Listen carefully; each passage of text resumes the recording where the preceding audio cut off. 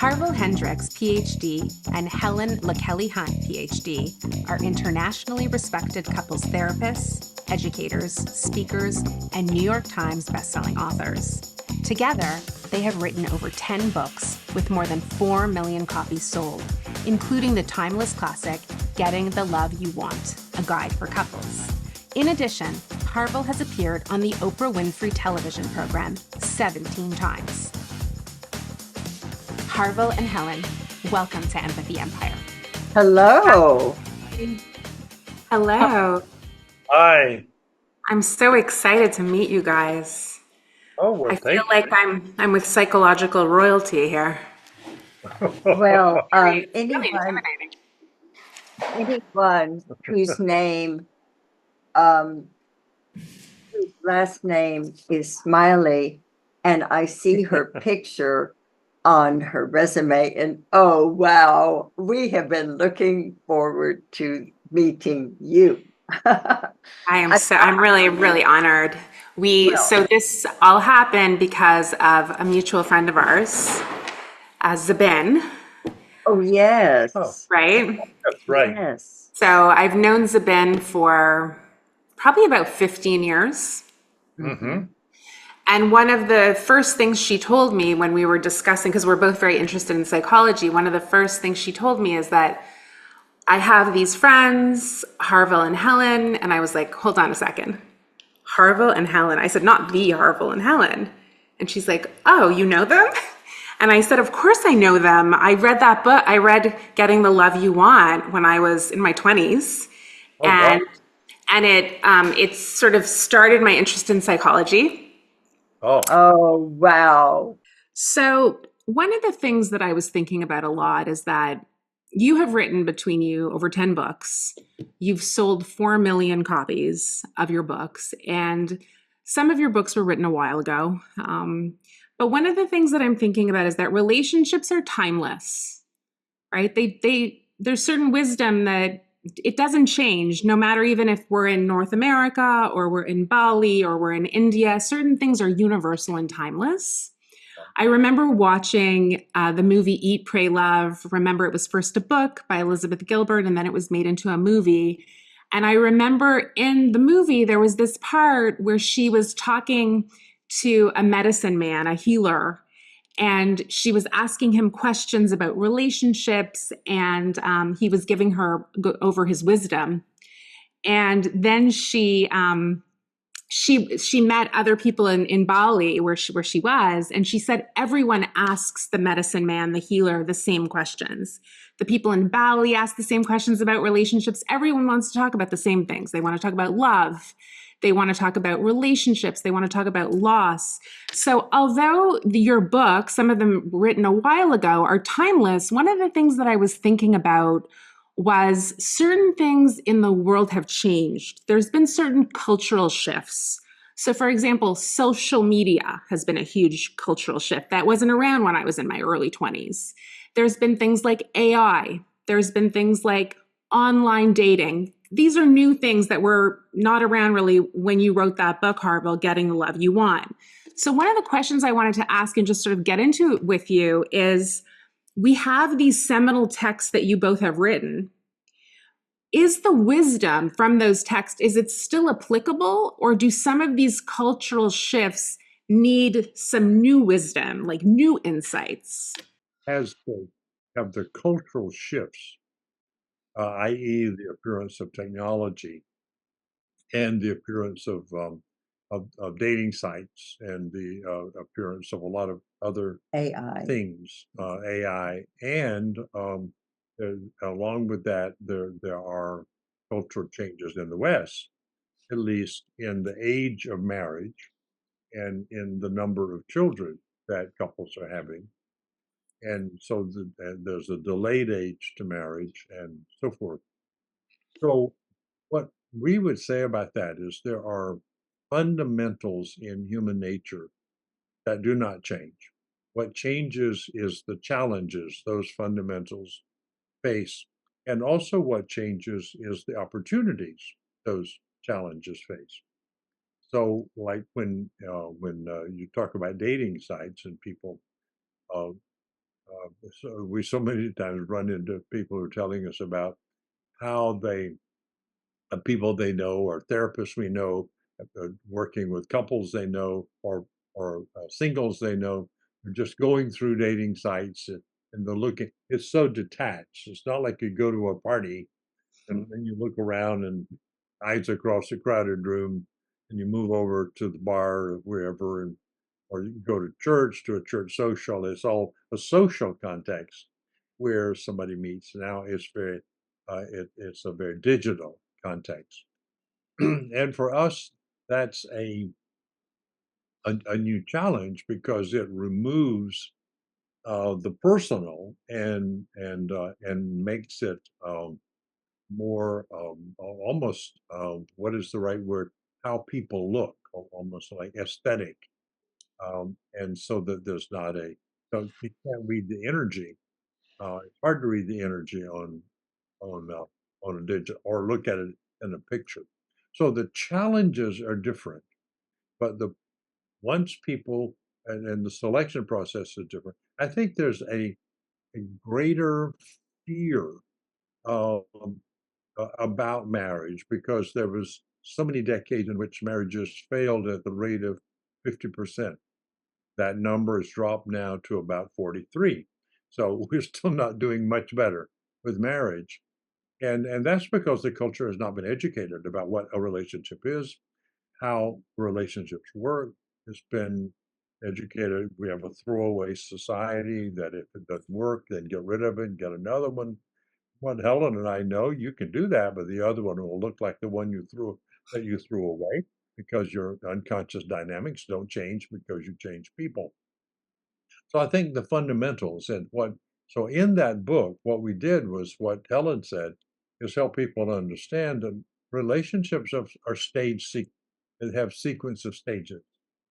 That has not changed, cannot change because that's the way everything goes through basically three stages.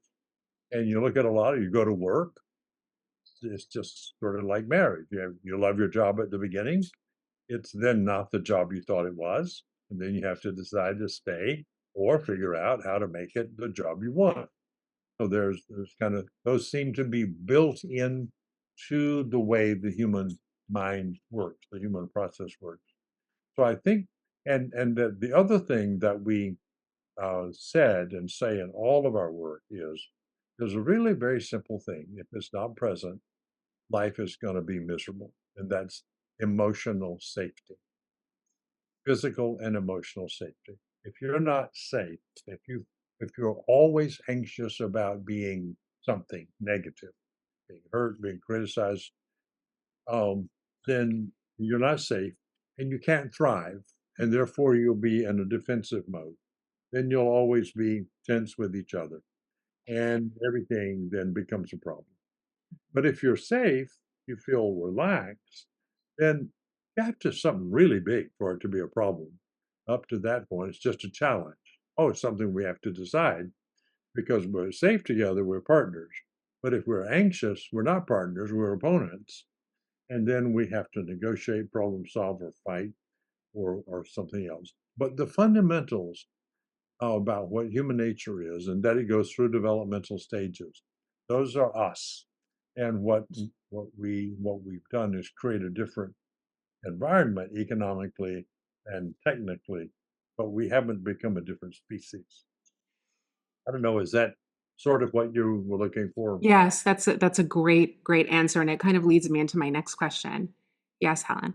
Could I add one thing? Of course. It's words, like especially in a marriage, but really anywhere at work. We're learning in corporations. It's words, but it's also how a person looks at another person. We talk about, is it a glare or a gaze? And a facial, um, um, just a facial expression of, just looking like this. But when you talk about, voice tone, and Harville and I will couples at our workshops, if your partner's voice tone gets a little firm, say, E.T., do a little, voice tone. Yeah. Could you change your voice tone, or LL? Mhm. LL? Don't have to glare at them if they do it wrong. What does LL stand for? Loving look. Loving Yeah. look. Those Okay. are other things Just you look do with at your me in a partner. co Say, you know. LL. I And mean, and stop it frowning so at it's me. not just words, it's and this is because, uh, we talk about safety occurs in the energy field between two people. They create there's an energy field, and, Martin Buber wrote a book about that, Mm-hmm. I thou Thou relationship, and I, was it called? the I Yeah, I thou doubt. I relationship. thou. Yeah, I got it mixed up. So, Whether Yeah. you're a parent or a spouse, Okay. it's the energy field. that's so interesting. I really love what you're saying because it just flows into what I wanted to talk to you about, because I think so much of the way that we deal with each other is affected by being in our own heads. And we're not necessarily thinking about our tone of voice because we're so in our own heads. We're not necessarily thinking about our facial expression because we're so in our heads with our own anxiety and our own thoughts. So, really, it is empathy and it's an awareness of the other in the relationship, which allows us to come outside of ourselves and think, how am I appearing to the other person? Not what's in my head, what's in my head, what's in my head. It's more, how am I presenting to the other person and how am I going to make them feel before I even open my mouth, right? Just by looking at them. So I think it's such an important thing that you mention, Helen, because a lot of people I find will start a conversation with an expression like this. Yeah. Yeah, and for people not watching on YouTube, I'm kind of crunching up my face, and I'm what I'm saying on my face without words is, what are you talking about? And I think so much can be articulated that is unspoken, which can preface a conversation and kind of predict its demise based on the facial expression that you start with.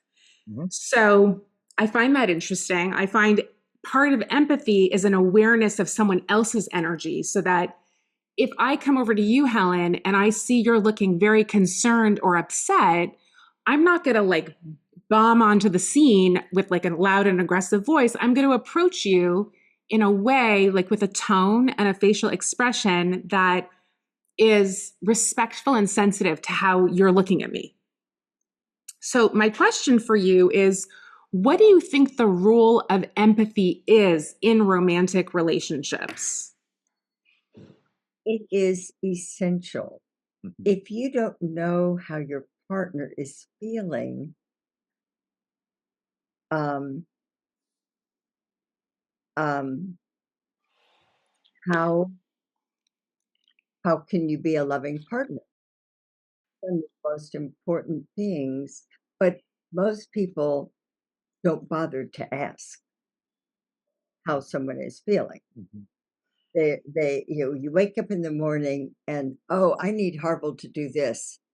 Uh, we're running out of this in the kitchen. There's not enough gas in the car. He needs to go do this. And so I wake up and I don't have time to ask him how he's feeling today. And that is not a good thing in a marriage. That at least at the beginning of the day, ask, how did you sleep? And what are you hoping your day is going to be like today? What are you focused on? And is there anything I can do to help you? Yeah. So that's just real good to imagine, ask someone, how are they feeling? What do they need? And it's a joy And to what you know, but they're not going to tell you necessarily unless you ask. and to also offer an imagination of what they might be feeling like, Yeah. and check, is that how you're feeling? I was Yes. thinking, I don't know, had this little uh, I don't know why this just went through my mind, and I don't know if it's actually really happened. But I had this thing. that it's as simple as something like you would say to me, I can't find that um, Advil pill that I was taking. And so I have two options to respond to that. And one is to say, oh, well, where did you drop it? Or do you want me to help you find it? I go into problem solving. Whereas the first thing you could say, which would be empathic, is, oh, that must suck. And that must be frustrating that you can't find the pill you wanted to take. Then you can say, is there anything I can help you do with that? But men especially, but I've discovered we can't say anymore men and women. We say some men and some women Right. go after their more left brain, cerebral, and they go after problem solving. And that's sort of what we have been trained to do in the world. So I know I grew up on a farm where that was what you had to do all day, every day, was pick cotton or solve problems about how to make the car work or whatever. And to be empathic was like, we don't even know what that was, and it was a waste of time. And you Right. makes you soft and fuzzy, but you can't, pick cotton and be empathic, stuff like that. But it's really important just to get over, well, let me help you, or where did you lose it, or um, why did you lose it, and how did you lose it, and getting into all of that, and then to say, that must be frustrating. And then can I help you? That is the most powerful connecting energy that people can have, because it moves out of let me fix you into let me be with you in your current distress, whether it's mild, like not being able to find something, or intense, where something really difficult has happened, real disappointment has occurred, and to go into empathy, because now you have a partner, and you don't have a partner if they offer just to fix stuff. So Do it is.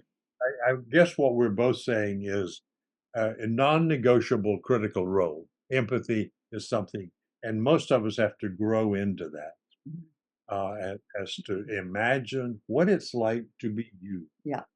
And then to say that must be painful, that must hurt, that must have been exciting, and so forth. And then say, tell me more about that, or is there anything I could do? Non-negotiable as a role for I know. deep relationships, for a Right. deeply connecting relationship. I noticed that when you're speaking, Helen's body language, for those who are watching on YouTube, I'm going to describe it for people who are listening rather on Apple or Spotify. But Helen, I noticed that you nod a lot and you are looking very intensely in Harville's eyes when he's speaking. But just the way that you're kind of, it's like very approving, and it's very active from the perspective of someone who isn't saying anything. Like you're really listening, I could tell. And you're there, it's kind of the way my mom or dad would look at me when I was speaking when I was a kid. Like, okay, I'm listening to you and I hear you. And, it's very, as opposed to the way some people look at us when we're speaking to them, they're like nodding their head almost like no when you're speaking. And I just found watching you, I found it comforting watching you listen to Harville just now. Just an observation. That's, that's a great observation, because that is Helen, that she can, and she looks at me with, she talked about the glare and the gaze. She looks at me with the gaze when I'm talking, and then I'm safe. I can proceed with that. So thank you. That's a good thing for people to see and to know, that to replicate that, to be a receptor. Yes. They say, and I want to say something about listening, because again, there are fundamentals, and one of the fundamentals that doesn't exist with great in with a great, what is the right word, doesn't exist among a whole bunch of people, is listening. And I say that, and it's like, you got to be kidding. Well, there are uh, two ways you receive the acoustical waves to your ear. And one is you hear it and it just goes by. And that's hearing. And so you're hearing, I'm hearing Helen talk, I'm hearing it's going on. But listening is it goes in the ear, and the brain receives it as data different from what's already in my brain. So now Helen is coming into my ear through an acoustical wave. But when I'm listening, I'm taking her in. I'm allowing her being to occupy my mental and emotional space.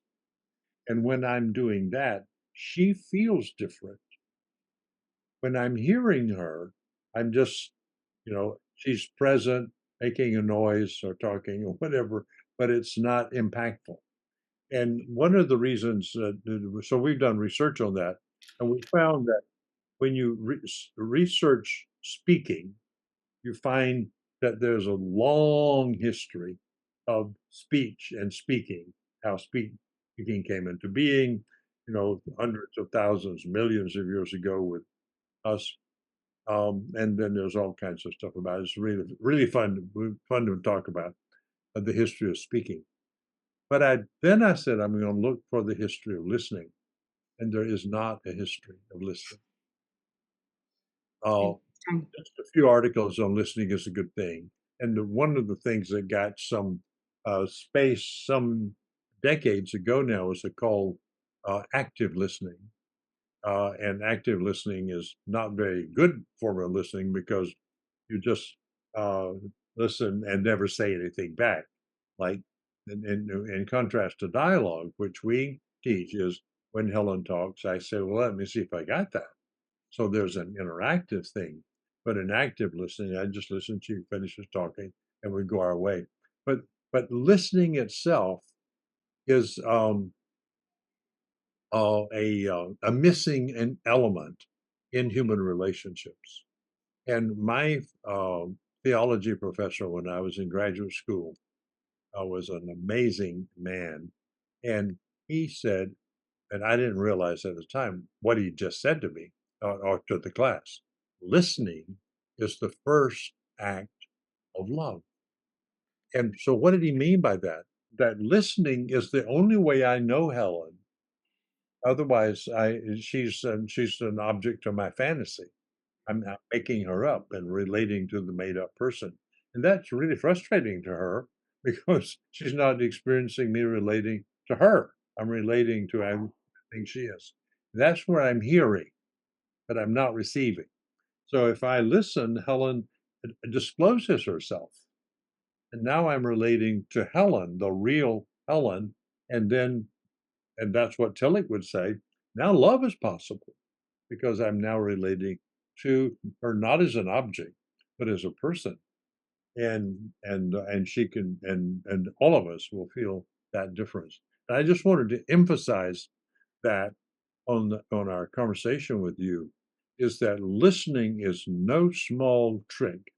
In fact, we say to couples in workshops, we're going to ask you in a few minutes to do the hardest thing that you have ever done in your life.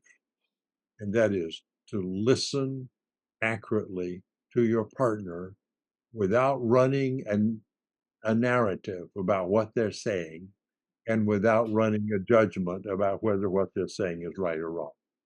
Just listen and be there until your partner discloses her or himself. And people think we're kidding, but then they come back with feedback later was, oh my God, we couldn't get through that 15-minute exercise. I mean, I went off and she went off or whatever went off. It's very, very challenging to become open to another human being without judging them and without criticizing them or saying, no, it's not that way. Kim, I have a comment. Yeah. You sent us a list of things that we could respond to and questions we would likely be asked. And I circled 3 that I especially wanted. And you said something a minute ago. And could I tell you when you talked about how much I was enjoying hearing Harville talk? right? Could I respond to your question number 2? Of course, go ahead. It's how did you start working together, and describe Imago,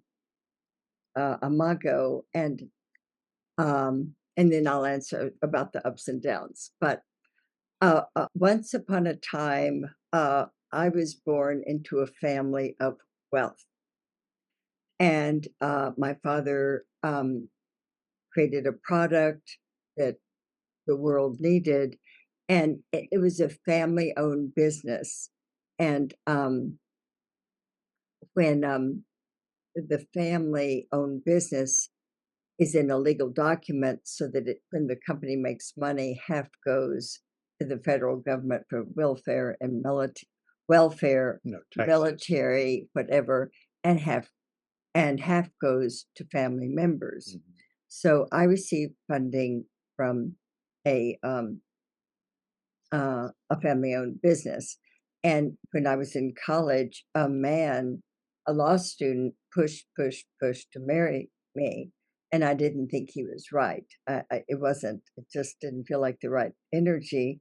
And so many people kept saying, "Helen, marry Randy Crowling. He's wonderful. He's going to be a great husband for you." And I finally, and then he pushed to marry me. So I married Randy Crowling, and we got married. We bought a house, and we had a daughter, and then a second daughter. But what I wanted to do, it was teach at low income high school in Dallas. I had gone to a girl. I had been sent by my parents to a girls' school, and everyone was Caucasian, and the only people with darker skin swept up the floor after the girls and picked up the trash and got everything ready for tomorrow. And I just didn't like that I was living in a part of the city that Caucasians own things. Anyway, and at first there was a real division between skin colors in the city. And there's a school in South Dallas where low income people live. And my first degree was to teach in high school. But then um, uh, uh, we got a call on our phone that the man who I married had done something. Oh, he went to work at the company, and he did something illegal. So I got a phone call, and they said, "Randy Crowling, leave the country and never come back." So he left and lived in Liechtenstein, Switzerland, the rest of his life, and I never saw him again. So this is the point. I was going to pick the next guy I married. And I was in a garage one day, and I heard Harville Hendrix. I'd never met him. It's a Unitarian church in Dallas where it's got a lot of cars on Sunday morning, but on Saturday it's empty. And since it's a weekend, they have people come and lecture. And a man walked into the garage. Oh, someone told me, I hear that there's going to be a man come to lecture on how to stay married. And she was divorced, I was divorced. So we went, and there were wrought iron chairs. We went and sat down at a chalkboard, and then Harville Hendrix came in. Welcome to this lecture. A lot of you don't know you live your whole life looking for someone to marry. And and and then suddenly you feel like, oh, that's the one I want to marry. And the minister pronounces you man and wife, happy ever after. Well, romantic attraction, stage 1. And then he drew a line on the chalkboard. Now, stage 1 is followed by the power struggle. That's stage 2. He wrote power struggle. And so, is that familiar? And everyone started laughing. And then he said, Now, if you learn a few things in stage 2, everyone can get to real love, stage 3. And he began to give lectures on dialogue. And so basically, eventually I proposed to him, and because the crowds were growing all around Dallas, and he wanted to write a book. I said, Harville, so many people are following you now. What's next in your relationship? And he said, I want to write a book on what I lecture about. And he said, I record them all. And I said, well, two things. Number one, there isn't a book publisher big enough in Dallas. Number two, if you marry me, I bribed him into marrying me. Let's move to New York, and I'll hire an agent, we'll get a publisher, and 3 years later, and someone to type up your lectures and shape it into a manuscript. And 3 years later, Get Love You Up came out. So I just love listening to Harville lecture, knowing he is someone who has the wisdom to fix broken relationships and all around the world. Gaza Strip, Israel months ago, and Putin, and it's really sad, but our work is making a difference. But you might also want to add that while we started off like that together, that we had some struggles. You want to do that? Yeah. So, Yeah, we you do like that so well. well, we like telling people in our workshops. Now, by the way, 2 times in our 40 years of being married, we had divorce papers, but we learned something, and then we tore up the divorce papers. Yeah.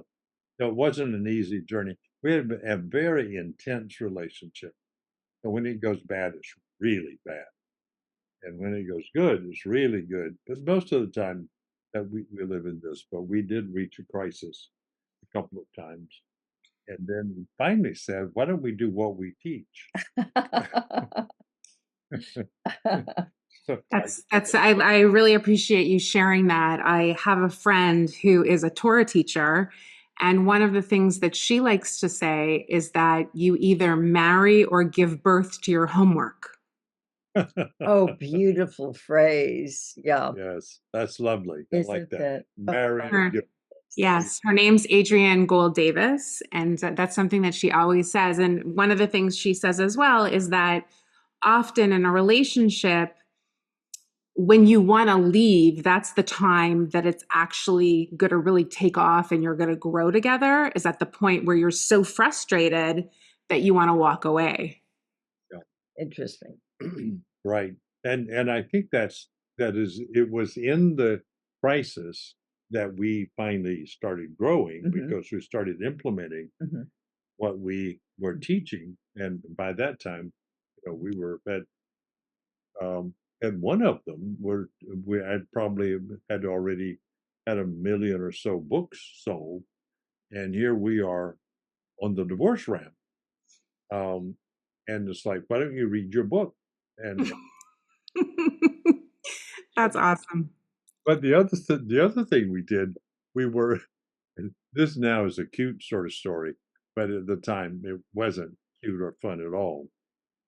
So we were in we're getting the papers and deciding what to do, and when we were going to do it. And I think I had actually put down on a place I was going to move to.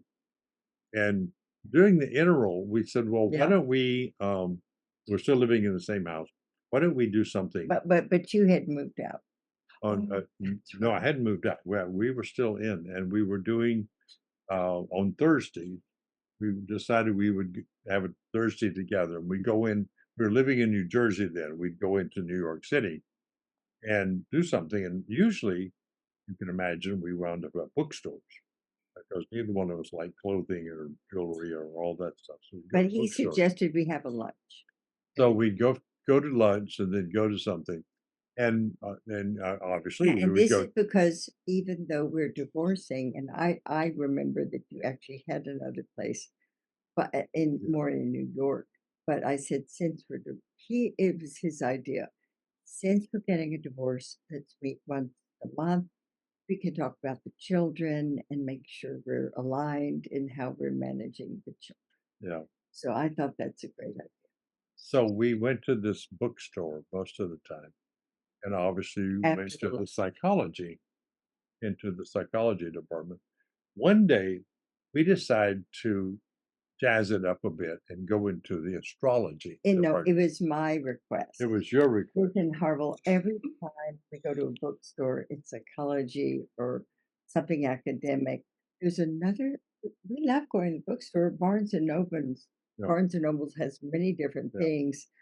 What about like discovering what is it could be, it's something that's not academic. Not academic. So what about astrology? So we found an astrology book. Yes. And we and Except this was a except huge, it was huge a huge book, and it was huge book called Astrology for for relation for relationships. for relationships. And And basically, and it would take her month and my month. And there was an essay on what kind of relationship a person born in September and a person born in February would have. I forgot now what our names are. But anyway, we read that you're essay. Aries, and I'm No, I'm not Aries.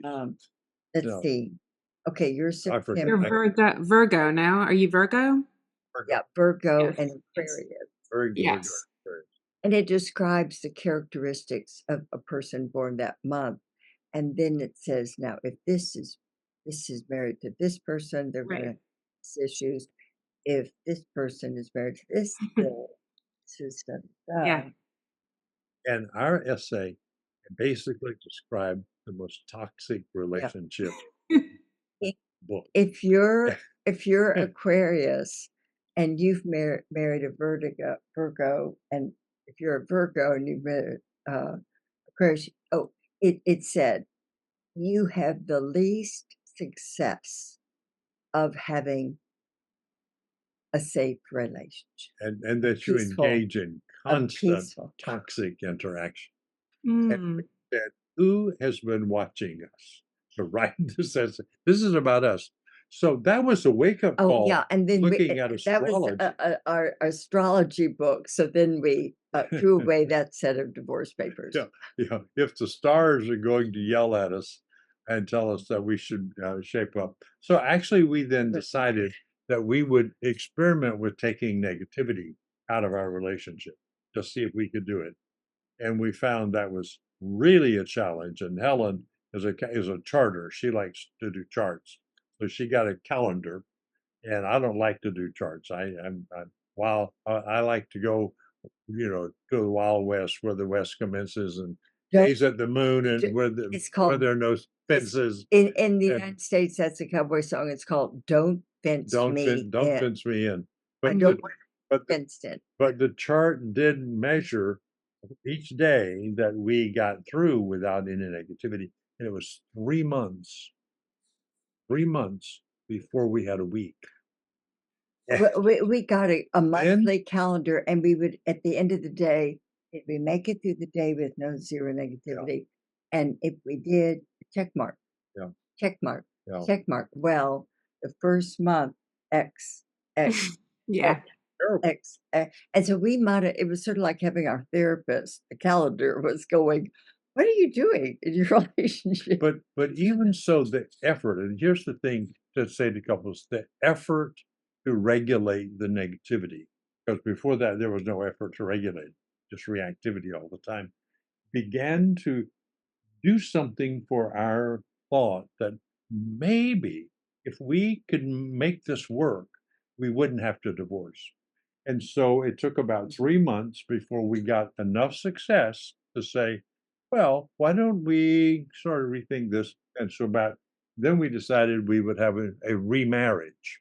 We hadn't actually divorced, but we'd have a recommitment, which we did. The 1999 New Year's Eve, in New York on Hudson River.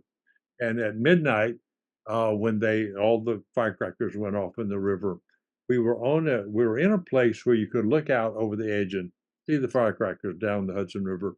And so we said, all of New York is celebrating us. So Beautiful. I love that.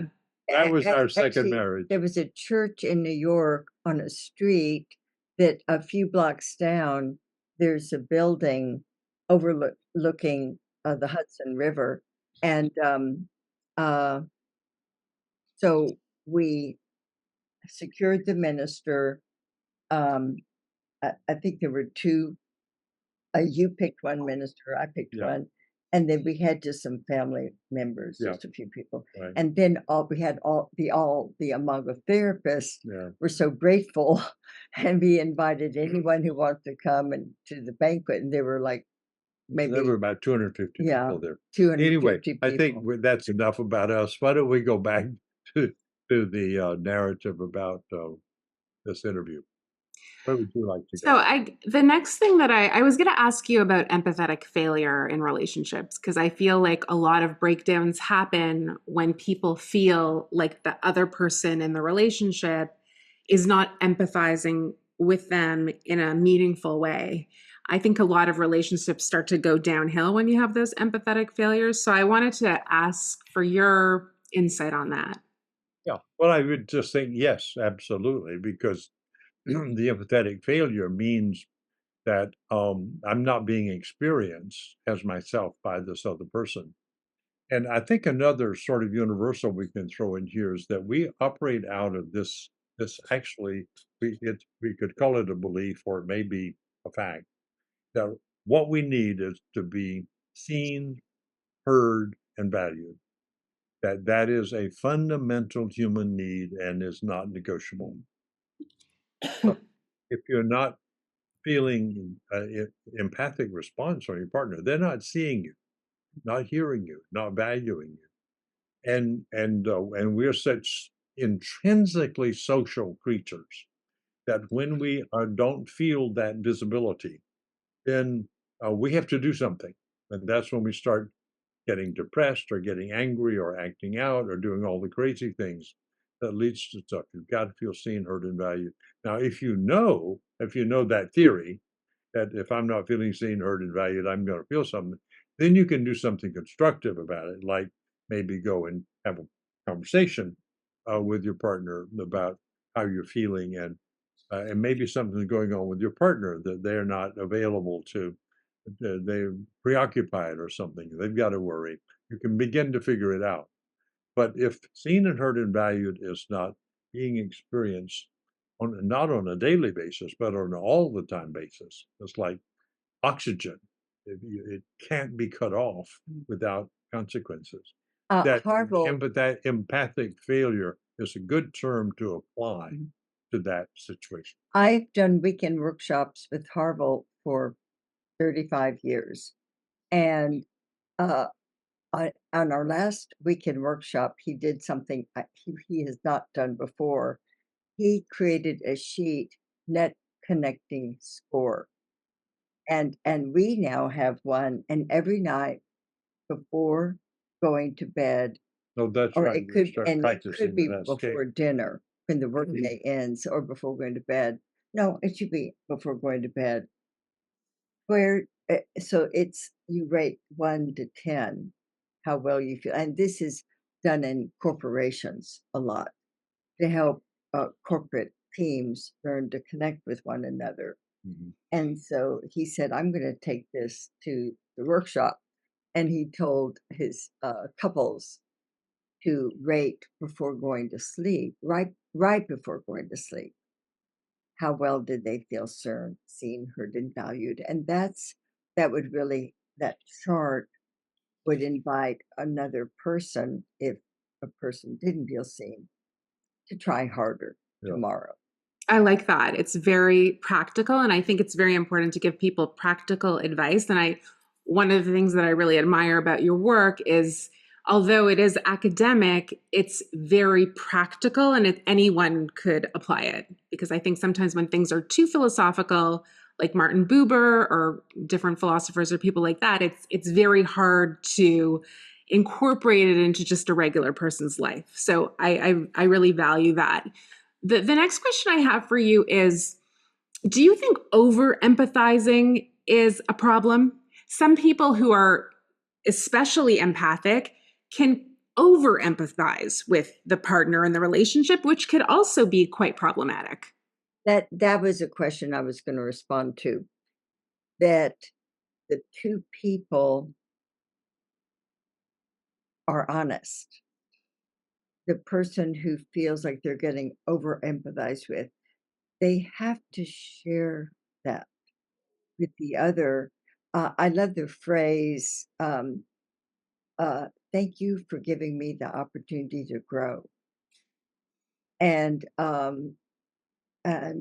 say, I thought I was doing something really wonderful for Harville. In fact, I wasn't. I mean, I'm 100% sure. I have no doubt he loves what I'm doing. Well, guess what? It doesn't way. I need to be attuned to him. And so being attuned to one another is essential to have a connected relationship. Yeah, and I think what I would put in as a word, authentic empathy can't be overdone. Yeah. My guess is that people who feel flooded with empathy, that the empathy is not a deliberate, maybe not a conscious tactic, but that person has a boundary issue. So they just keep being empathic, saying, "Gosh, that must feel terrible. I wonder, gosh, how awful that must feel," and then I'm hoping that you're feeling better. Blah blah blah blah blah. And after a while, it's clear they're not relating to the person. They're doing something that they need to do, Right. or it's non-empathic, even though it looks like empathy. But authentic empathy is what you were saying, Helen. Is you read your partner, and you regulate the boundaries are also not negotiable for a healthy relationship. So you regulate the boundary of empathy to be appropriate to the experience that the person is having. I like that. So talk to me more about what that would mean, because boundaries is something that, as someone who's very empathetic, I've worked very hard on my boundaries through fit therapy and other ways, because you're right. You could sort of bleed onto people if you don't have boundaries, then you can let people sort of bleed into you. So talk to me about how we can create healthy boundaries with our partners. There's a really very simple way, and Helen and I do this, and we also teach it. I don't know that that we had developed this when we wrote Getting to Love You One. I don't think we had, but it's called making an appointment.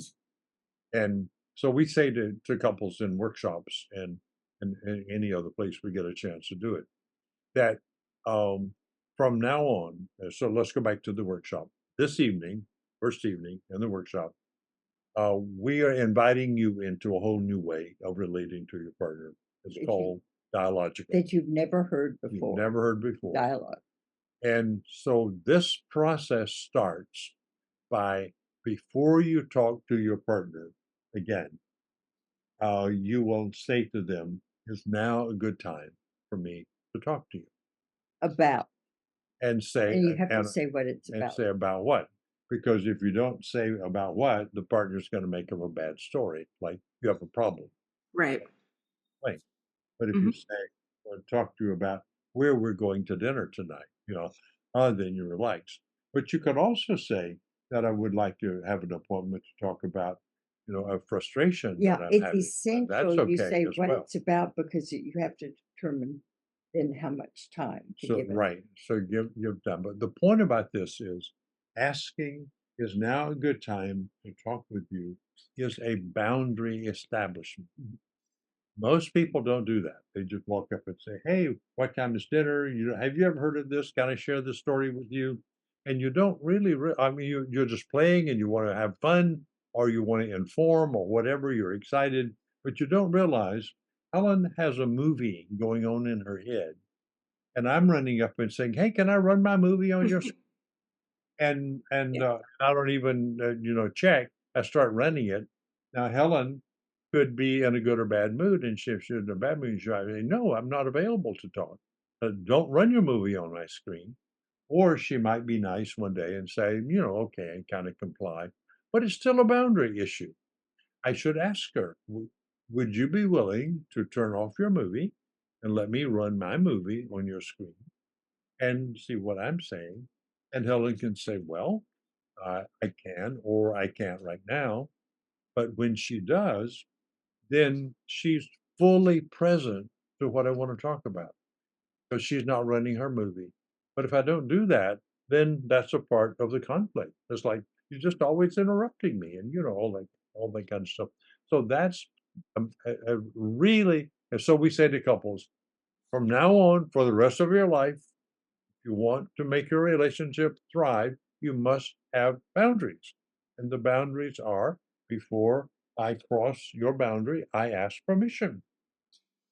And crossing boundaries is the human problem. That's why we're having two wars, at least two right now, maybe three wars on the planet. Somebody crossed a boundary. And when you cross a boundary, somebody's going to respond to your crossing their boundary. And then you're going to have violence. So that's the practice. And the other thing is that to also notice when you're talking whether a person's attention is consistent. Like, is Helen looking at me, or is she looking away, or is she beginning? I can notice that she's beginning to think something. Notice any change in demeanor and say, "Okay, tell me what's going on with you right now." That's a boundary issue. So Mhm. you notice what the impact is that Right. you're in a conversation, and that you always regulate, that you stay outside the space unless you're invited in. Does that sort of help with the It problem? does. It helps very much. And I would also add, I think that that is something that would be very instructive, not just in romantic relationships, but also with colleagues at work, Oh, yeah. with children as well, because, a parent can just barge into the room and start talking to a kid. And I don't think you're going to get the best outcome when you do that with children. I don't think you're necessarily going to get the best outcome with a colleague at work. So I think kind of like priming the space by asking permission, if it's a good time, is a really respectful way to dialogue, to create that dialogue with someone. Let's talk about criticism. So is criticism, is it fundamental to a relationship or is it fatal to a relationship? Because fatal? Fatal. Okay. Yeah. And here is the big thing. I think the most important thing in our workshop is teaching people to convert a frustration into a request. Okay. Don't tell a person what you don't like about them. Ask them, in the future, would you be willing to da da da da da? In other words, like if one of them is always late and they say they'll be someplace and they're not, um, um, and then they're terribly disappointed, you say, by the way, I know I'm going to be late. I know I'm supposed to be with you in 30 minutes. I'm running a little behind. I will get there about 45 minutes after we agreed upon. I hope that's okay. And make a request about what you would like to see each other do. Yeah. So just to put that in the little formula we have, Helen is saying, all frustration, which turns into criticism, it has embedded in it a wish. And what we should do is look at our frustration and say, okay, what do I want? Which, if I had it, I wouldn't have this frustration. And then you ask for the embedded wish instead of dumping the negative. And the reason the negative is toxic is that our brains are programmed to interpret any negative signal, minor or major, as potential pain, hurt, and death. And some people say, and I would join them in saying it, that at the back of the brain is, if you're negative, I could die here and disappear from the universe. That is a potential that runs the brain all the time. I can disappear. And so any negative triggers that possibility, meaning I have to go into my defenses. So we may stay married, stay in the relationship, but we're not staying in intimacy. Because intimacy is only possible when it's safe. So criticism ruins the possibility of intimacy. I was just going to say, Harville, I don't think we have said this for decades. No. But the way we used to begin our workshop, or it was in early on, no shame, blame, or criticism. Yeah. Period. I mean, that kills any sort of relationship, romantic relationship with children, or at work. All relationships die with shame, blame, and criticism. Yeah. Like you're the perfect person and the other people aren't. Yeah. Or the other person. And you say this famous thing that's connected, you ask for what you want. Don't complain about not having. Convert to frustration into a request. It's a simple formula. Beautiful. But it transforms the energy. Because the request is about something positive, and then you can shape it or compromise. Yeah. I might not be able to do so and so, but what about this? And if the second idea, okay, great, I'll accept that. So, kind of moving on from that, one of my favorite writers, around the time that I read the book Getting the Love You Want, I started reading Gabriel García Márquez. And Gabriel García Márquez is a magical realist. He's a wonderful author, Nobel Prize winner. And he has a really famous quote that he said, all humans have 3 lives. They have public life, a private life, and a secret life. I don't know if this is something that I included on the questions to you originally, but I wanted to ask you about that notion, this notion of a public, a private, and a secret life. Just process that with me here, guys. And is that something that you think has a role in relationships? Can we have secrets? Can we have privacy in relationships? Or must relationships to thrive be completely open and like immersive and completely just transparent to the other person? I want to say my thought, and also we have to get off soon. Okay. But I believe you can have a public life and a private life. That you should not ever have a secret life. That's dangerous in a marriage. Okay, thank you. That's very interesting. I agree with you, actually. Harville, any thoughts on that? I think I would agree with Helen. I like the distinction you made between private. All of us have thoughts and fantasies, and I don't think that the full disclosure of all of my fantasies are Helen, or I'd be interested in all of Helen's fantasies. But if she had secrets, meaning she was keeping something from Harville on purpose. Keeping it, from me. Right. Either a drug problem or an affair or a relationship or she's got a secret bank account or, there's something that's hers, that's a behavior that clearly is a violation of transparency. But if she runs, narratives in her brain about stuff, like one of mine is, I am very interested in aliens and outer space.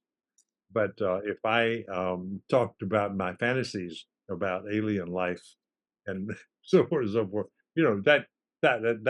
that's a private, but there's no secret there. I don't have a relationship with an alien. Never been on. Right. Then the next thing I wanted to ask you is, based on one of your quotes, Harville, that I read about marriage as not being a static state. Right? It's a dynamic state and it's a journey, and it begins in the ecstasy of attraction. It meanders through a rocky stretch of self-discovery, you wrote, and it culminates in the creation of an intimate, joyful, lifelong union.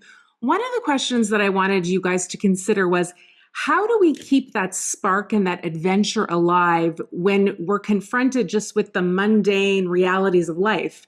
You got to get the kids to school. You got to make the lunches. You got to put the kids to bed. You got to bathe the kids. How do we keep the spark and the adventure alive in our marriages? I hear that question a lot, and I've thought about it a lot, and I finally come to the conclusion it's not very hard. Okay, I want to throw out one word. Bring home joke books for the family. And at dinner, people can tell each other jokes, and different people can bring different. Why don't you bring something that'll be fun to talk about tonight? And why don't you bring something? Yeah, and I was going to go in that direction. It's not hard. It's not an onerous task. It's just don't be a jerk. Be fun, be pleasant. And one of the ways that Helen and I talked about this is that we know this. This is now a technical thing, that your inner world is made up of memories. So Helen's inner world is made up of memories of me. So what kind of memories do I want her to have of me? And I'm in charge of that. So when I show up in the room, Helen's going to look at me through the last memory she had of me. And that's going to be either he was a jerk, or he didn't look at me, or blah, blah, blah. Or, boy, he's a great guy. And I felt so seen and valued and loved by him.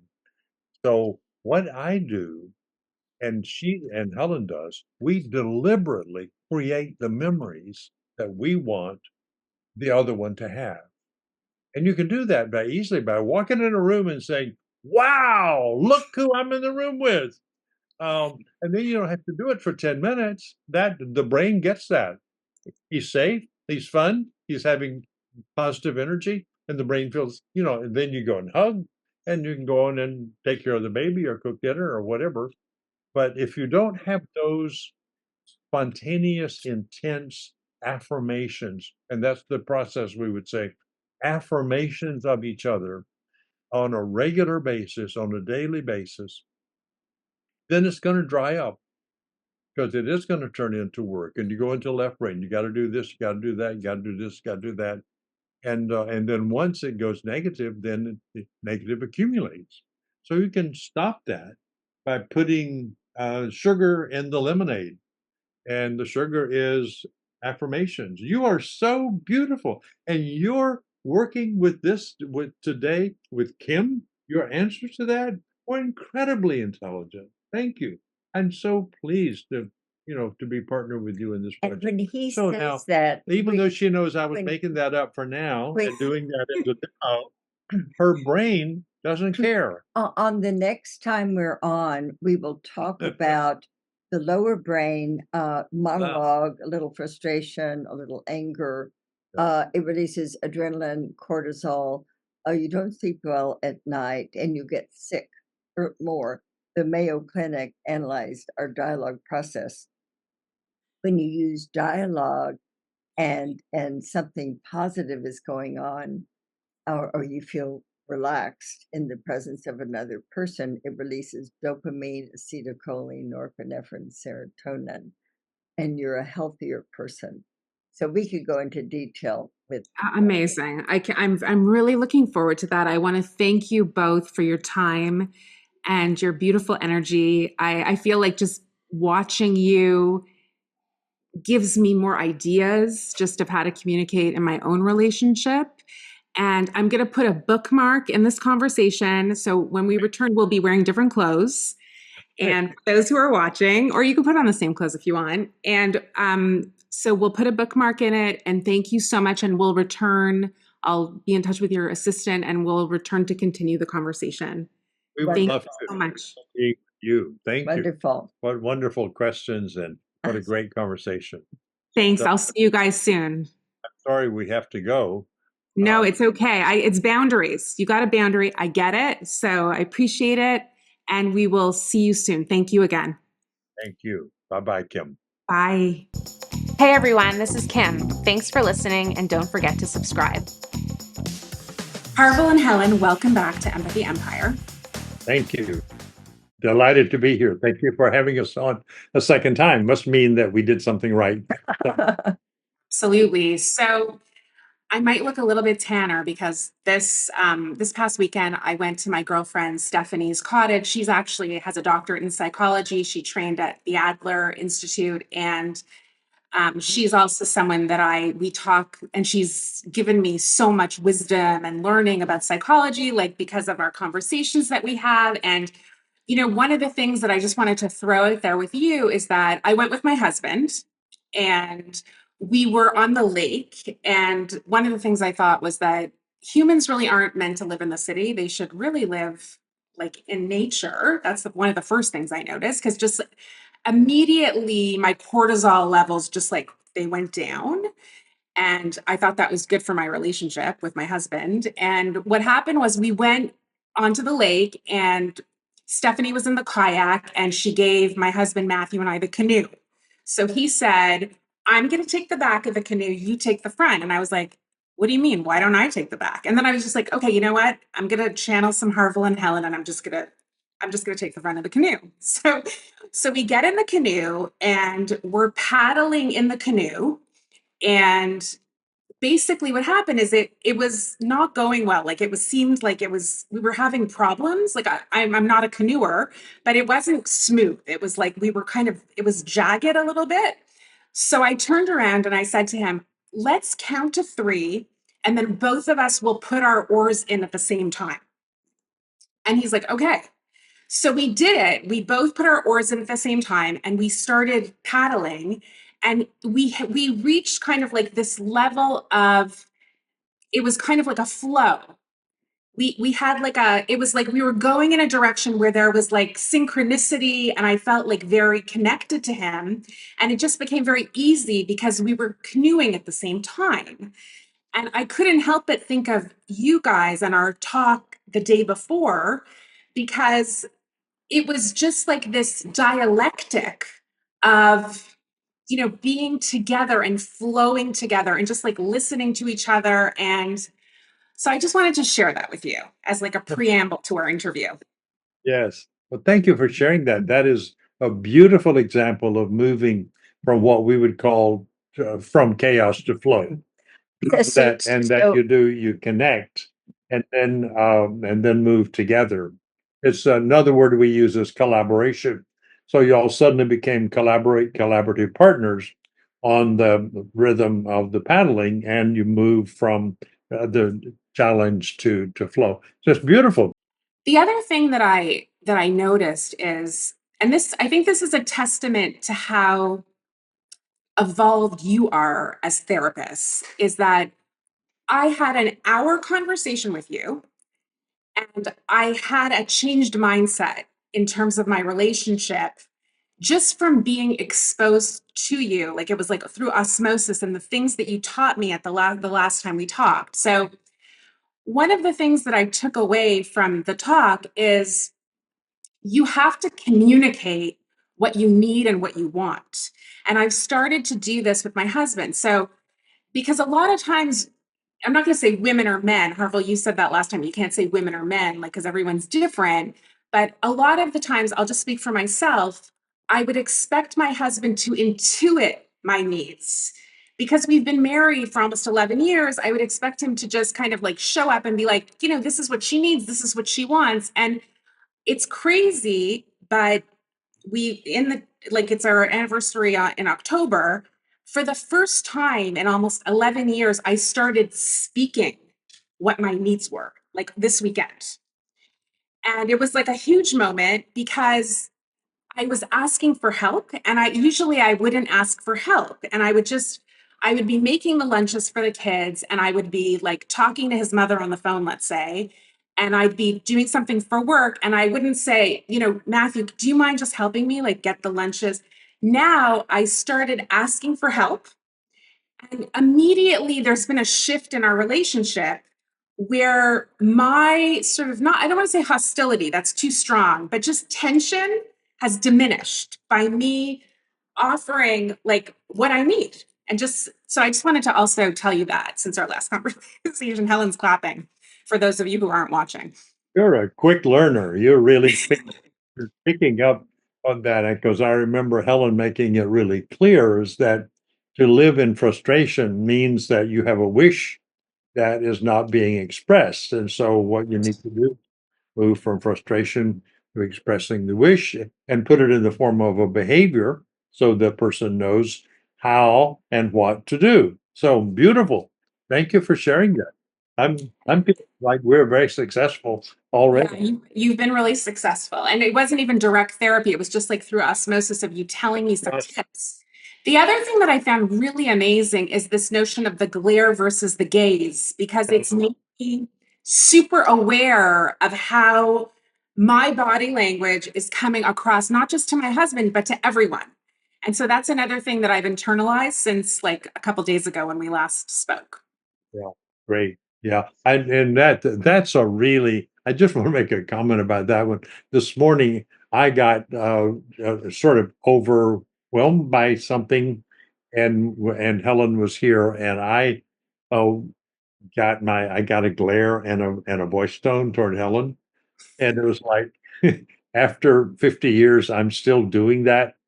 Um, so what I noticed somehow that thank God that my brain said, you know, you could have mirrored her. So she had left. So I got up and went to the bedroom where she was and redid that. And that's another process we have is if you blow it, redo it and use the process. So I did what I know works for her as an apology and then a correction, and so then and apparently you hadn't taken offense by it anyway, but it was a way of keeping the connection going, and noting that you did a rupture, but I was more ruptured now. I learned later than she was, but to go and repair quickly. So if something happens, that's okay. We're going to make those mistakes, but repair it quickly so that your brain doesn't get cortisol. Because if you get cortisol running, then it lasts longer. But if you go and correct it quickly, you go into endorphins or at least into dopamine. I mean, endorphins and maybe sometime into dopamine, where you feel better. Those are the feel better chemicals rather than the feel bad chemicals that come with cortisol. And Yes, Helen. your last name is Smiley. Smiley. Yeah, That's his name also, or just yours? that's just my name. Yes. So you kept your maiden name, even though Yes. you married to him. Yeah. Yes.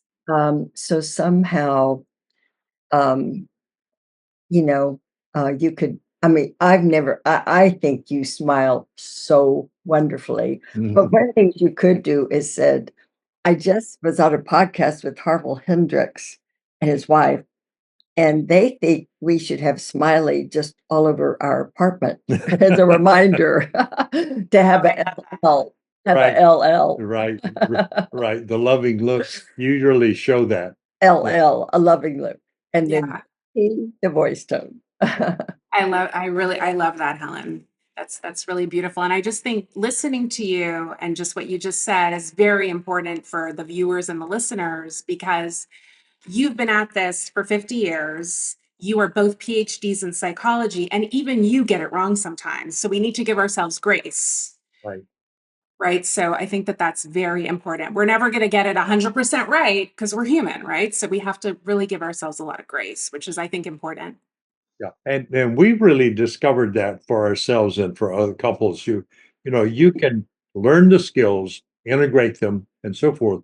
But at some point, something overwhelms you. But if you notice that, then you can do something about it. If you don't notice it, then you'll do something crazy and rupture the relationship. Then you have a lot to do. But even if that happens, the principle is do it quickly.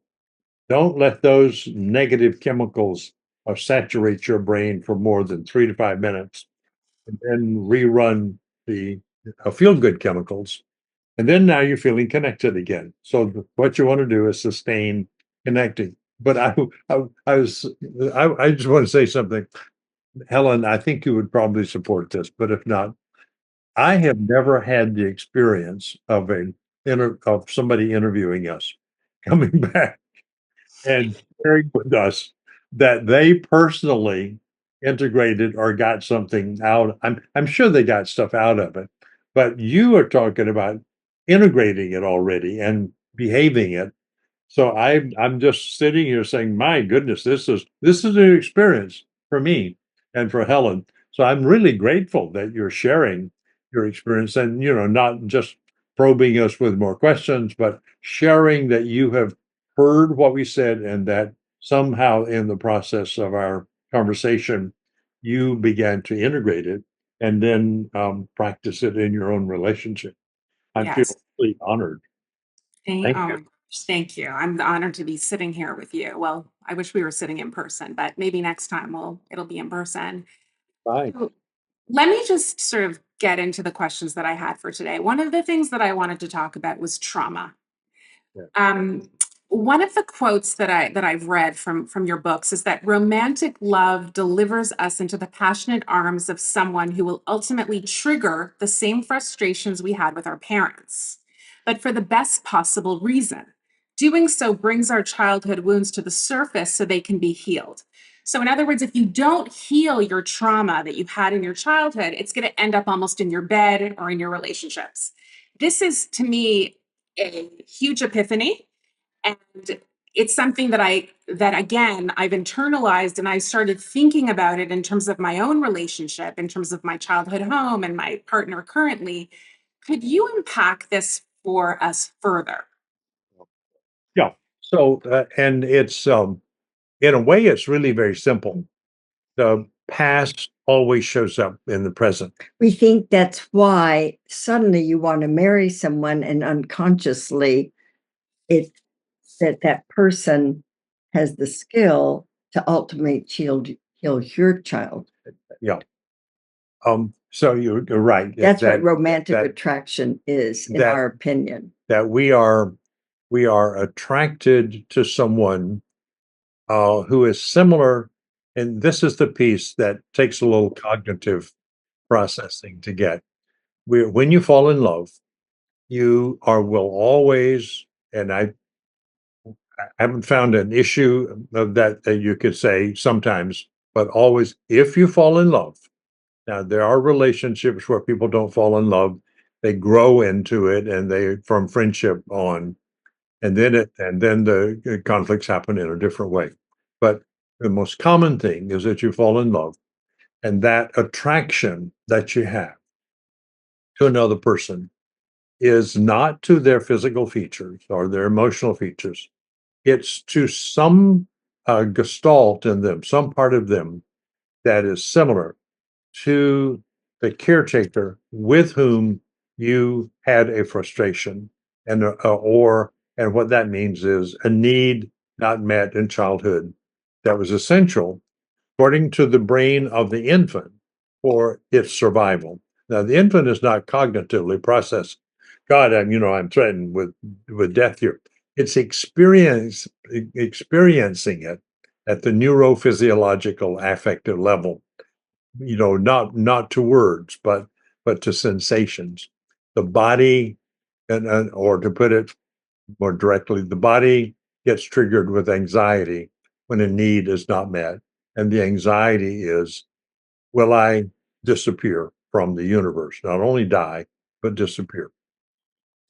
Now, if that rupture between the caretaker and the infant is not healed, is not repaired, uh, and usually it's not because the parents don't know that. They don't know that that this issue is happening. If it's not repaired in childhood, it will stay in your brain as an unresolved possibility that I could die at any moment.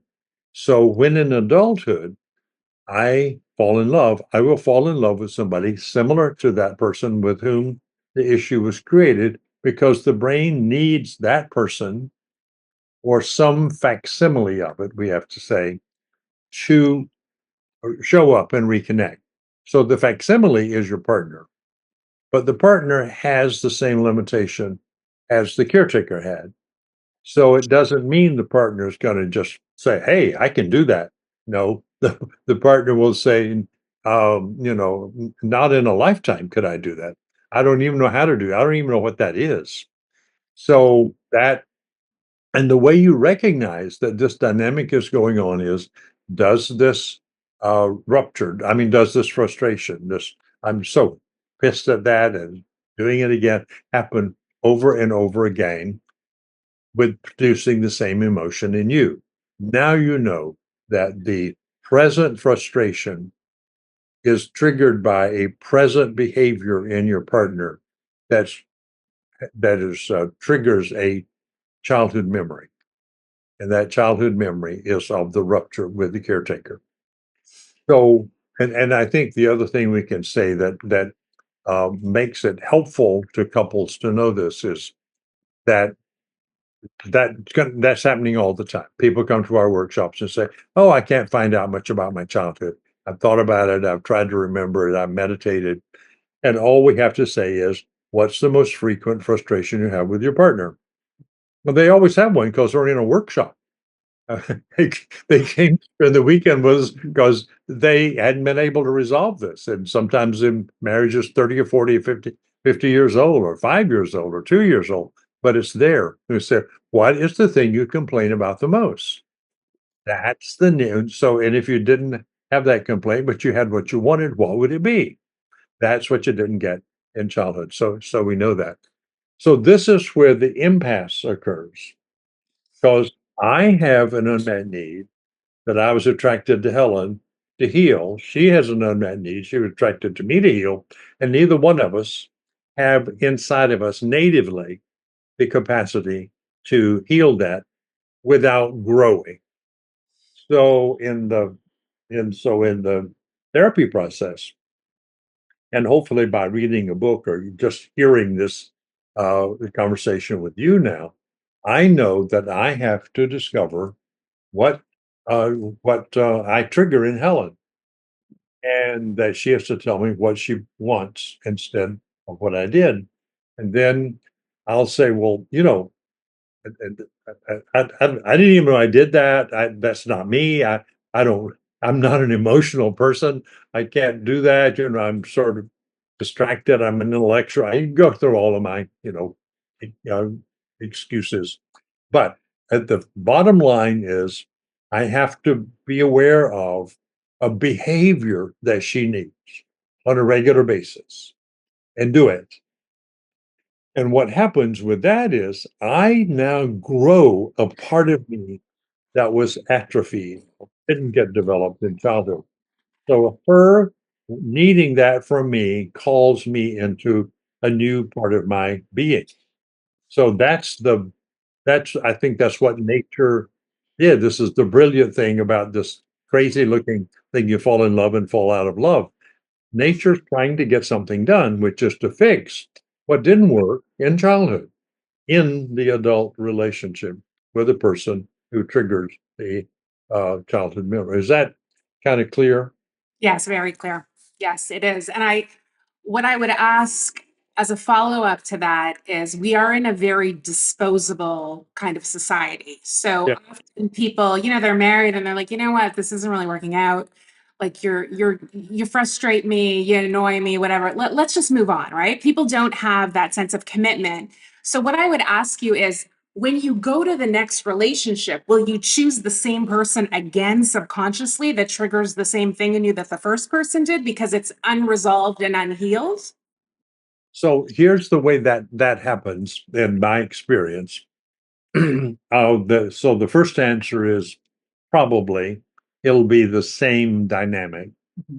Now, you have to keep in mind most of us had two parents. In my case, both of mine died. So I was replaced with three sisters. So I have three uh, parental figures in my childhood memory. So that's the second one. And with the second one, you had a frustration, but it wasn't as intense as with the first one. I have noticed that in some second marriages, the person does not actually fall in love with somebody similar to the wound in the first relationship with the caretaker with whom that came, but they fall in somebody who has the features of the other parent, with whom they had a secondary frustration.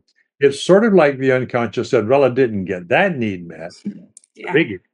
But so I'm going to look after this other one because they were both important. This one didn't hurt as much. Mhm. But in any case, the brain in the second marriage or the third marriage or the fourth marriage, unless this is resolved, is trying to resolve whether or not it will live or die. And so it's a serious search to find a person who will respond to, so that and we now have sort of um, uh, what is it? What is it when you formalize something? Who is with whom I can feel seen, heard, and valued. And if I can feel that, which kind of covers all the kinds of things we human beings need to feel seen, heard, and valued, I can get that at level of one, which is really be seen, heard, and valued, because I was really ignored, and probably by neglectful parent, or I was not ignored, but it was but it was a invasive, intrusive caretaker. So you get that's what you Yeah. usually get. You have an intrusive wound from an intrusive caretaker, or you have a neglectful wound from a neglectful caretaker. Both of those ultimately. So the ways I discovered this was in working with couples back before I knew anything about what I was doing. Just trying to follow the rabbit down the trail. I discovered that, okay, so wow, we've got this huge thing is that you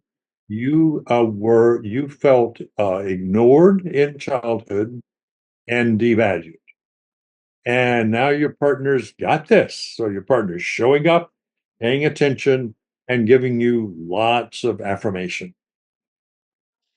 So, so how are you doing?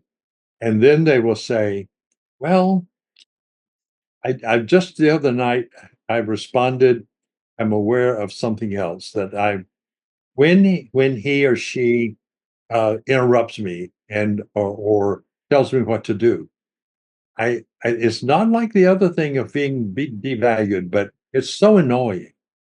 So we discovered. I said, "Wait a minute, okay." And does that happen all? Oh yeah, it's not it's not as intense. So this is where it finally emerged: is you come into the world with two wounds, one from each caretaker. And if you have only a single parent when you grow up, the single parent will also take both roles in your life. So you'll have a wound left over from a neglect, and you'll have a wound left over from intrusion. And those will become the dynamic in the relationship. So you have to go through the healing ultimately of both of those. And that means that both partners get to stretch into new parts of themselves. I have to learn, how do I cross Helen's boundaries and become invasive? And I have to learn, how do I not pay enough attention so that she feels ignored? And both of those. And the beauty of this is, see, here's the beauty that we didn't discover for a long time, and it's still kind of shocking to me, is that when I respond fully to Helen's both of her needs from both of those parents, I grow into this new part of myself that I could not have grown into without the tension with Helen. So that her needs are a gift to me. I have to reframe them as gifts to me and as growth opportunities. But we use a little thing called thank you for giving me another opportunity to grow, so that we can stay in the fact that if we have a conflict, we know that's growth. And we have a phrase. Helen uses that all the time. You want to say it, Helen? Growth's oh wait. Growth Growth's trying to happen. Growth trying to happen. When you screw up, say, oh, well, that's just growth trying to happen. And now let's try it again. Yeah. That's really that. I feel like we could spend days just talking about that because that's a very complex idea, obviously. what I'm sort of like would want to feed back to you on that is that there's this mystic named the Baal Shem Tov who talked about the soul. And he said, when two souls are destined to find each other, they come together, and it's like almost like a puzzle. If you're looking, it's like you have like jagged sides of your soul. And like when you meet the person that you're meant to be with, those jagged points, they fit together. So it's like you're trying to, it's like the completion of your soul, right? Or if you're, you should watch this on YouTube, people, because if you're watching on listening on Spotify or Apple, because we're doing a lot of hand gestures, all of us. So that notion of the completion of ourselves through the union with the other, I think is extremely powerful. And it's really about the fulfillment of your potential in the relationship. So, Kim, if I could mention a Yeah. phrase we use, and this is like, well, who needs this stuff? Who needs to learn about dialogue? We were born to be in relationship. We say this at our couples workshops. We're born to be in relationship. We're wounded in relationship, and we can only heal in relationship. And usually that's with another person, that maybe someone has a spiritual practice and Right. decide not to have a human being, but they're in relationship with the divinity. They couldn't Yes. give their Yes. life to be in relationship and do whatever the rules are. I'll do your rules. I get to be in relationship with you. But we're relational beings, and dialogue helps anyone succeed at having a more connected relationship. Yes. Absolutely. So I have quite a few more questions for you, but we're going to stick to our timeline. So one of the things that I wanted to talk to you about is fear of commitment. And a lot of people today have fear of commitment because in today's society, people are digitally dating. They're using apps. There's an abundance of options. You're in California, let's say, and you're talking to people in Toronto, Canada, because you're on an app and you can access. Do you think that our fears and reluctance towards commitment are bigger today than they were, let's say, 20 years ago because of the digitization of dating? I don't. I think this has been around ever since human beings have been around. It's just that we dealt with it through different technologies. And back when we had a horse and buggy, we just couldn't interact very much. And then we got telephone and we could interact more. So that technology amplifies, but technology doesn't change human nature. It provides us with different challenges with our nature, but it also provides us with an enormous amount of new opportunities. Like um, if people use texting, um, they can use that as a way of uh, just staying connected during the day. Your phone goes ping, and you look at it, and there's a heart. Uh, you can't do that if you had to send a letter by mail carrier, and you wouldn't hear from your partner if you were separate for a long time, or all day long if you were in the field working. So I think and I know that there's a lot of discussion that technology is our problem.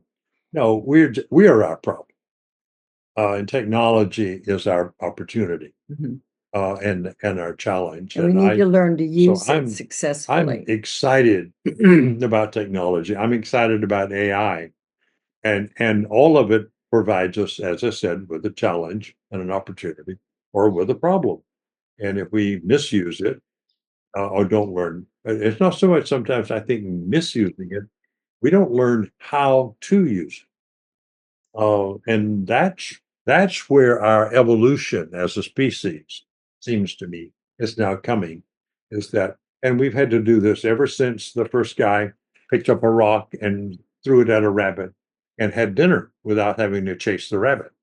And the first time somebody discovered They say they discovered cooking meat because in some forest fire, there was this animal that had been, I read this long ago about how did we learn to cook meat thousands of years ago? And it was a nice little story that there was a forest fire.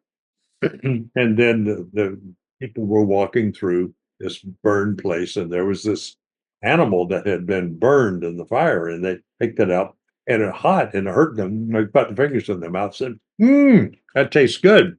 So then they learned, hey, we can cook our own meat. That that we learn these technologies, and we can use them for our best interest, or we can use them to like send a nasty or nasty, Yes. Yeah. or as one of our daughters often said, who needed to have text, who needed when the date was over, who needed to have a text before she got home, but before she got upstairs, to her room. And if he didn't text before she wouldn't date him again. And so I had to talk with her about the fact that she's going to always be attracted. I mean, she's my daughter. I'm an introvert. I'm not expressive. I have to remember. Oh, I have to remember to, come out of my shell and say, "Hey, Helen, you're wonderful," and then go back in my shell. That she gonna always, because she came out with us, and she's gonna always be attracted to somebody who will be, when they're on a date, can be present deeply and go far and wide mentally and emotionally, and they'll be intelligent and they'll have great ideas. And when they go home, he'll kiss her goodnight, and he'll go home and watch Star Trek. Um, but she wants him to text her. Right. And he'll have to learn, and she'd have to ask, okay, so what I really need after a date is for a connection with you before I go to sleep. Well, the kind of people she will be attracted to will say, oh, okay, that's great. I'd love to do that. But she's like right now, the guy she's with, and they have this baby, and he's just so curious about Helen's needs. And he says, oh, I can do that. And she calls me and says, he responded. Yeah. But you have to do it. Yes. So Yes. so you can do that with a text. You could have done it with a phone call. Could Mhm. not do it face to face. You can have a little last look at the person's face before bedtime because of FaceTime. So these are wonderful opportunities that I celebrate the human creativity to be able to do. And I have no, and I have to say this as an old man who's been sitting in this chair for 50 years. Technology is not your how you use technology is your challenge. And Yes. your problem is going to hang around, forever Yeah. until you get clear what the need is not met in childhood and have a working relationship with somebody who has a need not met in their childhood, and you all become partners in meeting each other's needs. And when you blow it, your partner's in repairing it. And it's not all that, uh, I mean, that's not a math thing. That's Right. kind of a cause and effect thing. Yes. That's I think that's going to help a lot of people. Let me talk to you about trust. Right. Often our trust could be breached. It doesn't have to be infidelity, it could be in other ways. Is it always possible to repair the relationship once trust has been breached? Or sometimes is it impossible to repair the relationship? Well, I have, you I want have to an respond to opinion. that? Yeah. I have opinion. Yeah. Sometimes it's impossible when a person's had an affair, they've been caught, and they said, okay, by their spouse. And they say, I promise I'll never do it. And if they do it again, if there was another affair one day, I would say that person isn't honest. But if someone doesn't know what they should have done, and they do the stupidest thing, but you tell them what to do, and you request kindly. And you give me feedback on where I can grow. And in my opinion, one way you could grow, I really, really wish you would do so and so. And let's make it happen. And and yes, keep trying. Yeah. So let me just add to that, because that's fundamentally what I would say. And let me just add to it that there are some personalities that have no um, self-reflection nor remorse, and we call them narcissistic sociopaths. Yes. Our label on them. Mhm. Now that makes them bad people, but what we have to remember when we do that, and clinicians really need to do this instead of tagging them, is that a narcissistic sociopath is a terribly wounded person. Had a terrible childhood, and they live in abject anxiety all the time, so much so that they cannot be aware of another person's feeling. They cannot be aware of their impact on someone else.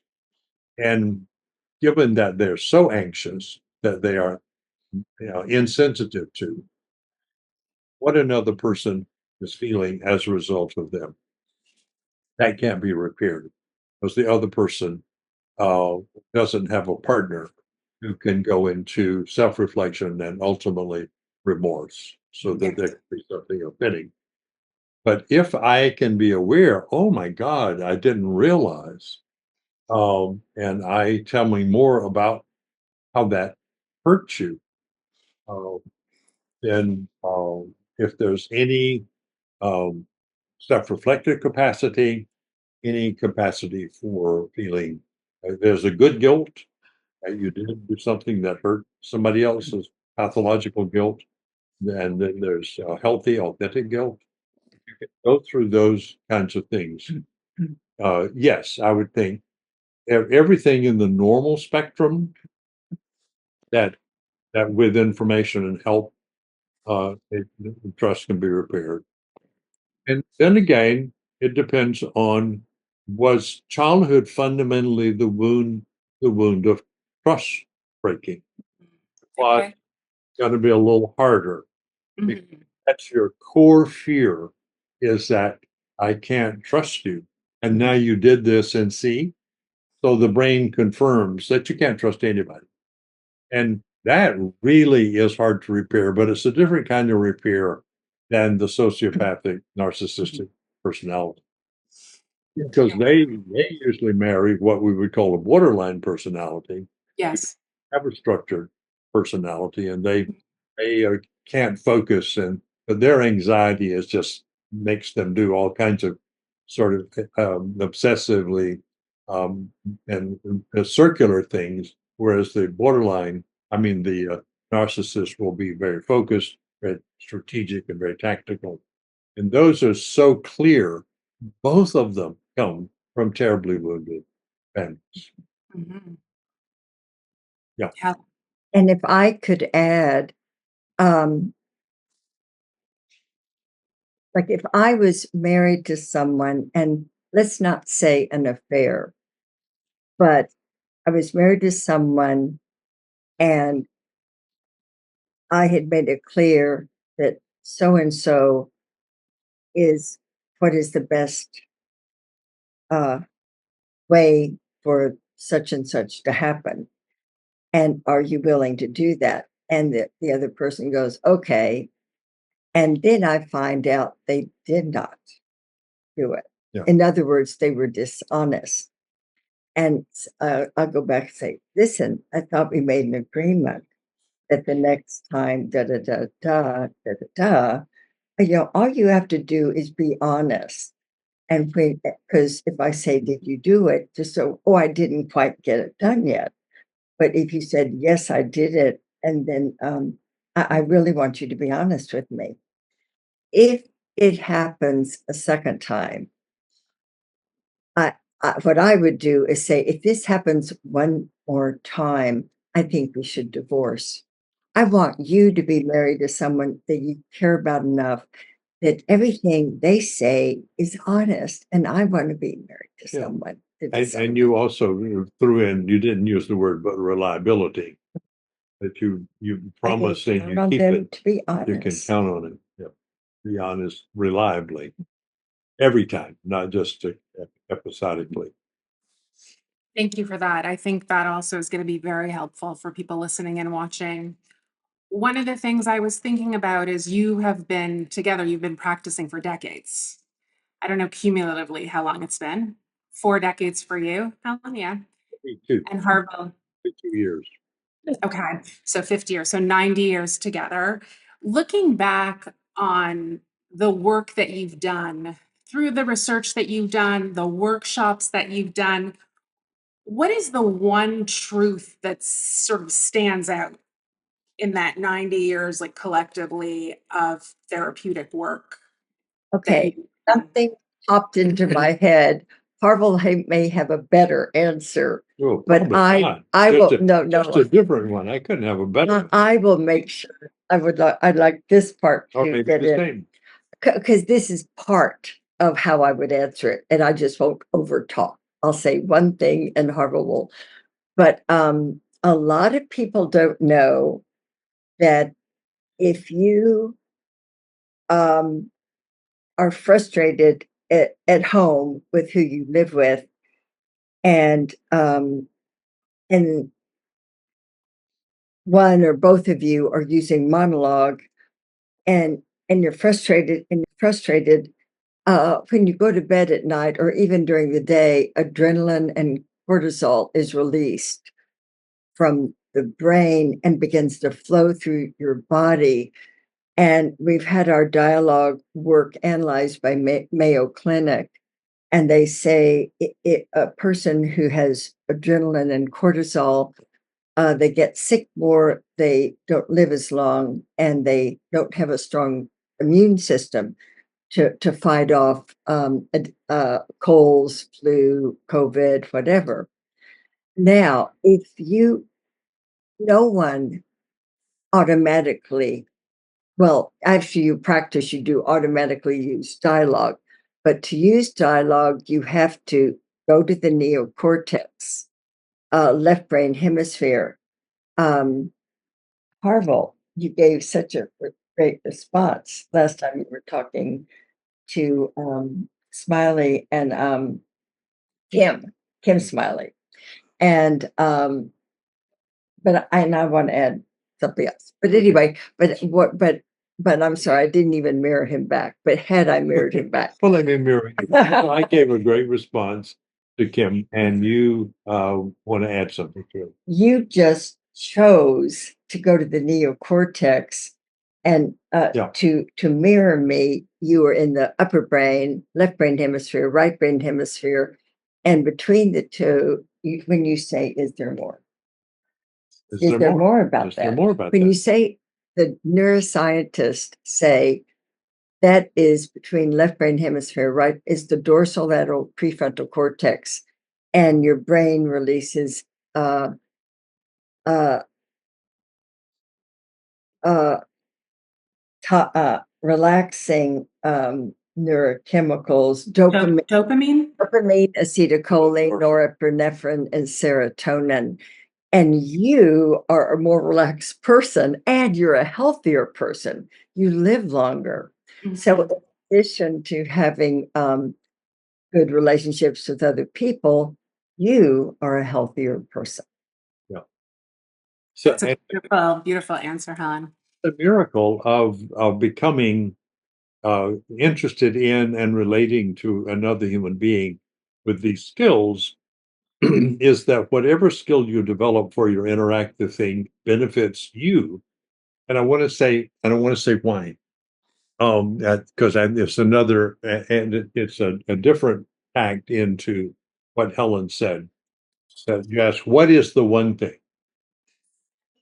And this is, I can be, I think we could be a dogmatic about this safety.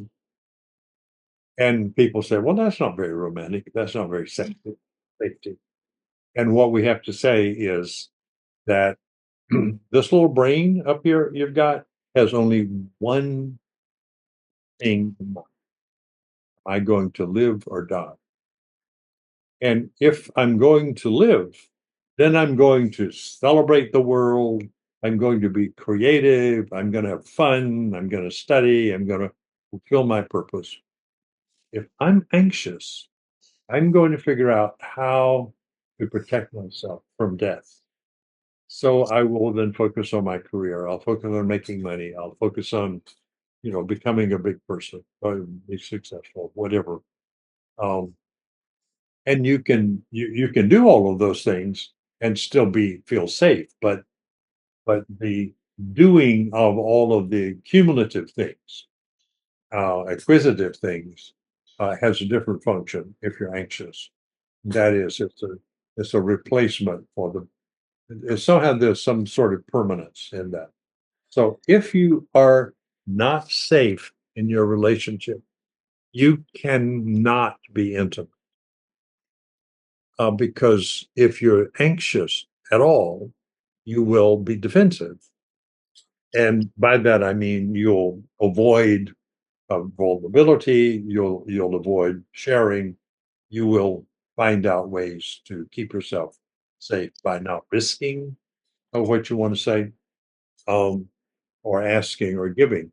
So, we say safety is the bottom line. The brain has only one agenda, and that's to not die.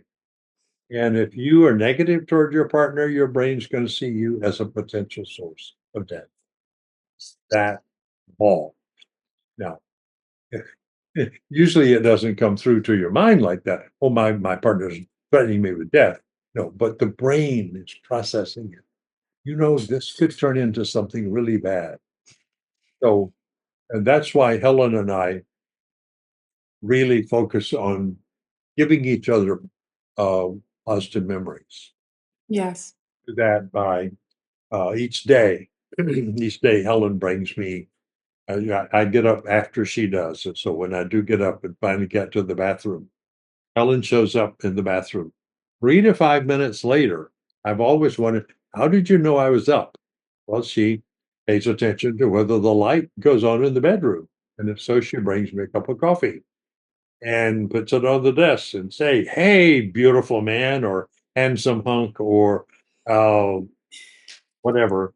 And I may be engaged in something, and I say to her, "You are wonderful." And I'm so the first thing we do in the morning is generate those endorphins.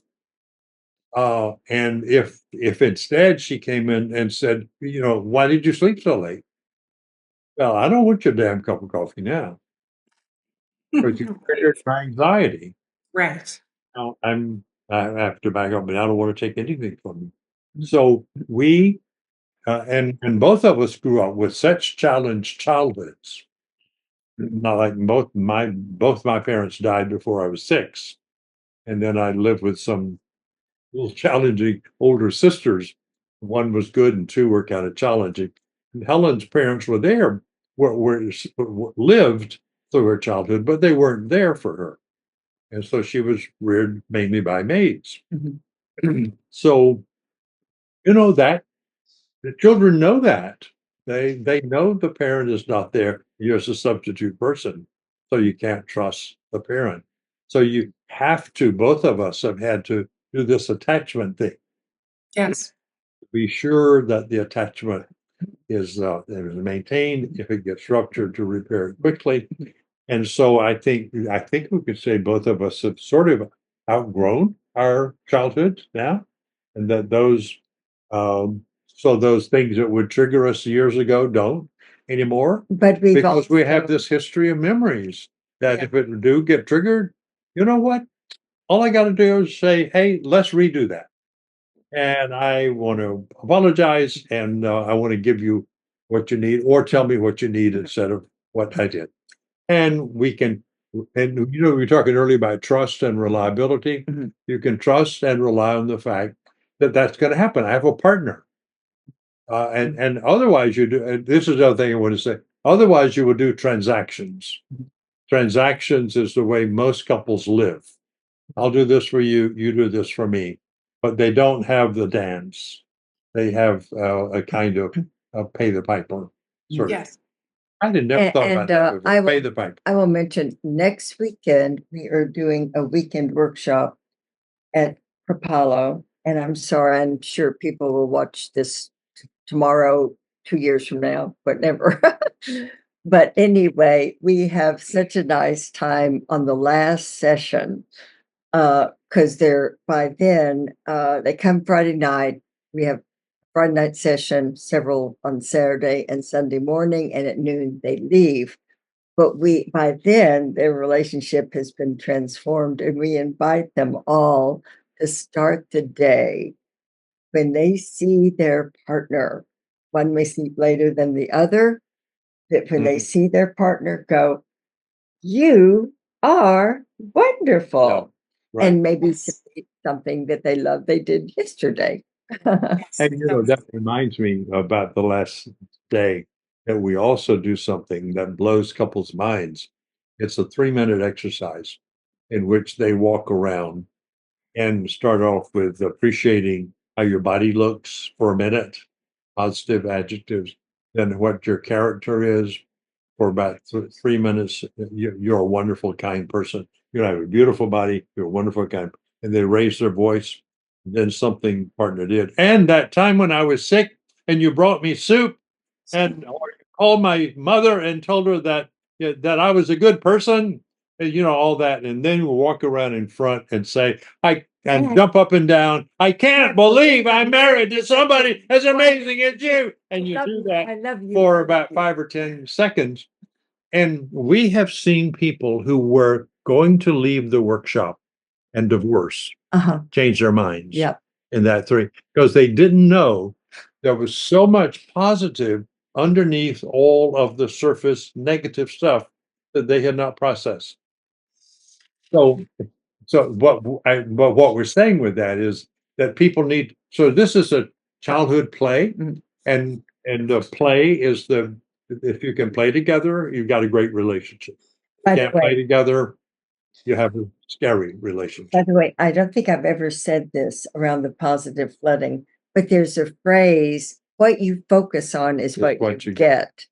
So Yeah. bring up to your partner the things you value and like.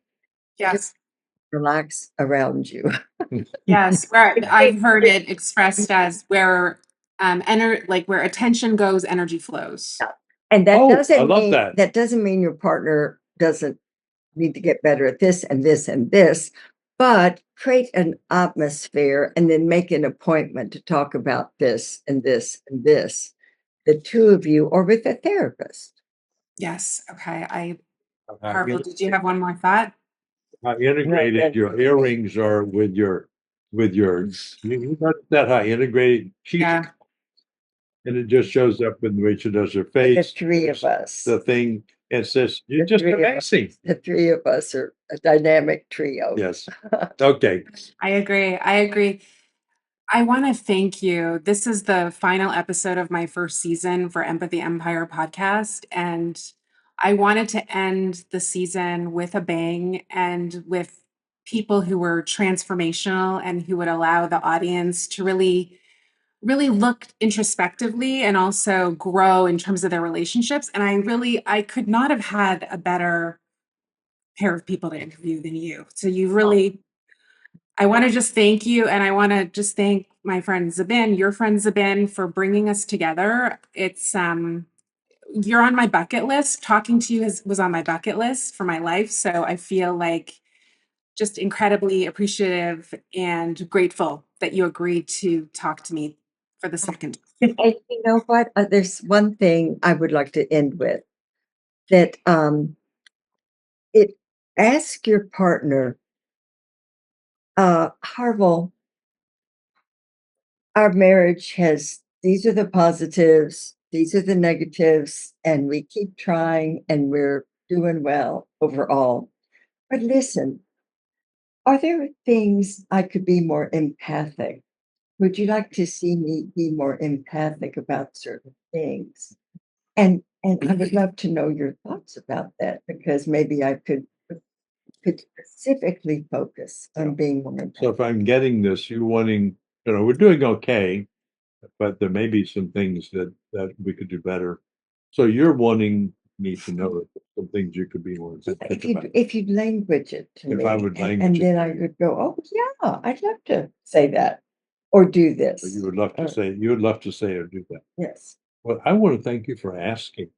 And I'm that's some thought. Well, it's Kim Smiley. I got the idea from her. I'm a copycat, and so I like to.